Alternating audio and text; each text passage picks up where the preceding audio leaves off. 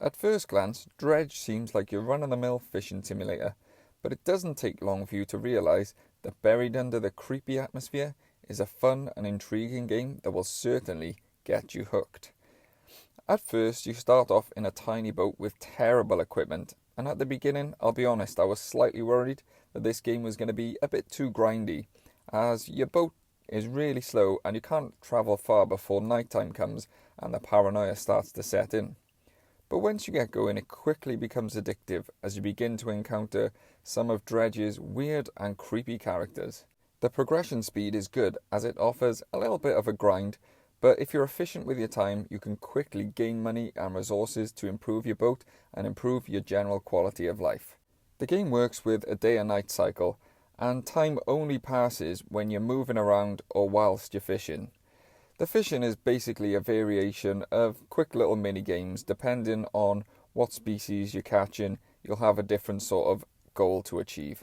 Add to that, you'll have opportunities to dredge up equipment from wreckages, which you can use and take to the shipwright to improve your vessel. Also when fishing, your vessel only has a certain amount of squares for storage, forcing you to carefully plan out how you set your equipment for the trip and what type of fish you might catch.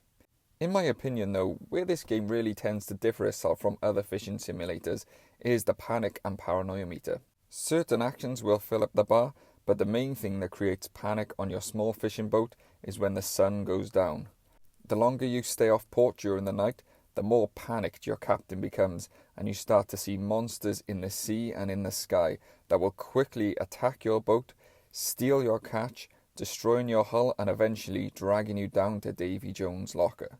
The interesting thing about being too panicked at night is that the map re-renders itself, popping up rocks in places that they weren't during the day, forcing you to buy better lights to be able to spot them from further away, and making certain that you carefully plan your route back to the nearest port as quickly as you can before the Kraken pops up to drag you away.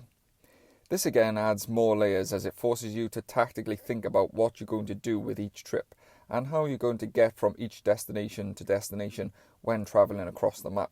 When you start, there's very little storyline to talk of, but as you progress more and more, the mysteries of the land starts to come to light and you realise that things certainly aren't as they seem. To me, Dredge is the typical type of game that I get addicted to. It's just the right amount of fun, grind, mystery and progression, and as you complete more and more of the main storyline, your ship gets fitted with more perks which allow you to progress through the game and get to better places. The graphics have a charming feel to them in the day and a slightly Lovecraftian atmosphere at night, and the music and the audio just adds to the enjoyment and the atmosphere as you play.